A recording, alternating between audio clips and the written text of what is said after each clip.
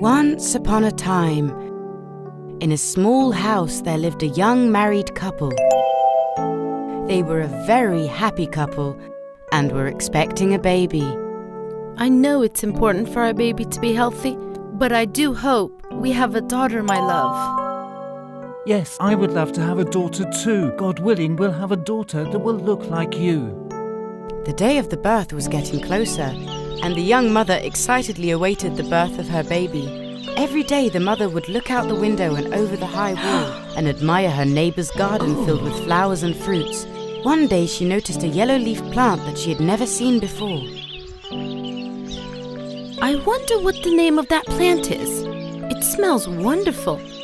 I'm sure it tastes amazing too. I have to eat that plant. I will go straight to my neighbour and ask her. Without wasting any time, the young mother left the house. But she had no idea that her next-door neighbour was a cruel witch. She knocked on the door, unaware of the danger that awaited her. Ooh. Hello, neighbor. The yellow plant in your garden smells amazing. I'm pregnant and really craving for it. Is it an edible plant? Of course. I can give you a little. It tastes incredible and it's really good for humans. Then it'll be good for my baby too. Of course, dear neighbour. Especially for expecting mothers. But remember, because it's so valuable, you may only take one.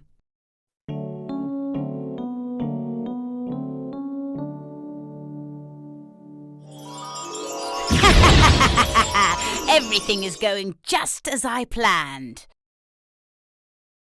The young woman finished eating the piece she had taken as soon as she got home, but she wanted to eat more. Bring me more. If I don't eat it, I can't have this baby. Don't worry. I'll do everything I can to bring you more of that yellow plant. As night fell and it got dark, the helpless husband climbed over the tall wall and took the plant that his wife wanted. This went on for some time. Every night, the young man secretly entered the garden, but he was uneasy about entering his neighbour's garden without permission. The bad witch had actually grown this plant to set up a trap to them. She knew that her neighbour was expecting a baby and that she would definitely crave for this with its smell. She had her eye on the baby for a long time. She was going to take the baby one way or another. One evening, as the man entered the garden again, the witch caught him red-handed. She now had the appearance of a witch. She was very ugly and was extremely scary-looking. The poor man was frightened. Please forgive me. My wife is pregnant and she can't stop eating this plant. I was forced to do this because you said she could only take one.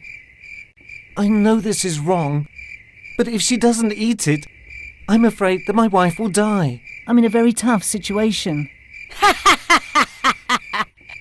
I'll accept your apology only with one condition. You must give me the baby that is to be born. If not, I'll destroy all of you. The man had to accept this condition.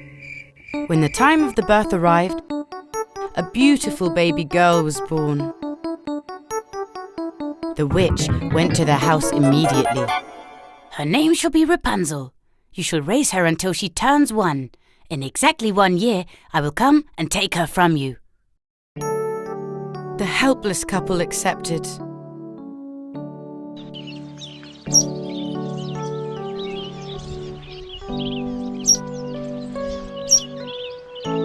When Rapunzel turned 1, the witch came and took the crying baby away from her mother and father and locked up the baby in a tower in the middle of the forest. She was going to raise the baby there.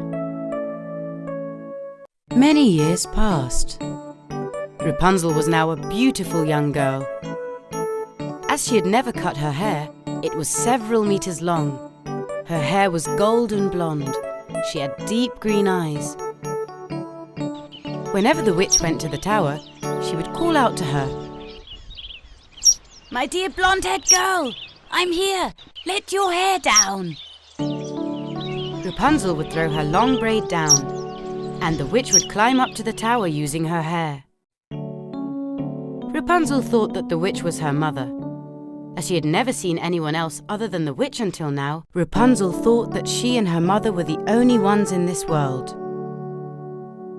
She had a wonderful voice. She sang all day long until nightfall. Her voice echoed across the forest, and all the birds would fly to the window to listen to her. Birds were her only friends. One day, a prince was wandering around the forest. When he heard Rapunzel singing, he wondered where this marvelous sound was coming from. As he followed the direction of the sound, he approached the tower and realized the voice was coming from there. I must meet the girl with this amazing voice. I wonder how I can go up this tower. As he desperately walked round and round the tower, he suddenly saw a witch calling to the top of the tower. He hid behind a tree at once and watched. My dear blonde-haired girl, I'm here. Let your hair down. Rapunzel let down her braided hair, and the witch climbed up to the tower. I found how to go up the tower. Having waited for the witch to leave, the prince now called out to the tower, impersonating the voice of the witch. My girl, please let down your beautiful blonde hair again. I forgot something up there. I'm letting it down right away, Mother. With one swift move, she let down her hair again. The prince climbed up the tower using her hair and met Rapunzel. It was the first time in her life that the beautiful girl was seeing another person. Ah! Who are you? Why are you here? Where is my mother? There's no need to be afraid. I am the prince of this country. Your wonderful voice brought me here. To come up here, I had to impersonate your mother's voice. Rapunzel, who at first was very frightened, slowly realized that he wasn't a bad person. The prince was already charmed by her beauty. Days and months passed by. The prince was coming to the tower every day. When they spent time together, they didn't realize how fast the time passed. Then, he finally proposed to Rapunzel. Rapunzel, I want to live with you for the rest of my life. Will you marry me? Of course I'll marry you. I must now return to the palace. I will try and find a solution to get you out of here at once. Rapunzel was very excited that she would finally see the outside world once she married the prince. She was so bored of living alone in the tower for all those years. He held Rapunzel's hair and headed down the tower. Unfortunately, the witch was there too and saw the prince. She immediately understood what was going on. She raged with anger.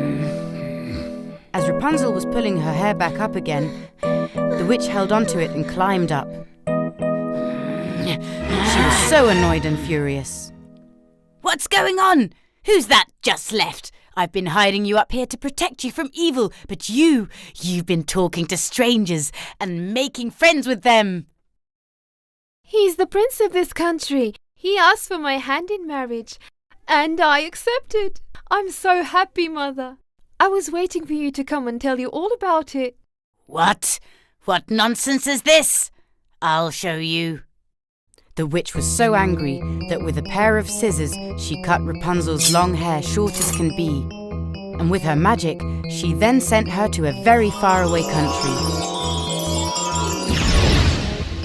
When the prince arrived at the tower the next day, he had no idea that the witch was waiting for him in the tower. Hi, Rapunzel. I'm here. Let down your hair, please. The witch let down the long braid that she had cut from Rapunzel's hair. When the prince reached the window of the tower, the witch was there to meet him. He was terrified the moment he saw her. What a surprise, huh? You thought you were going to be able to take my girl away who I've hidden for years? As the witch let go of the braid, the terrified prince found himself on the floor.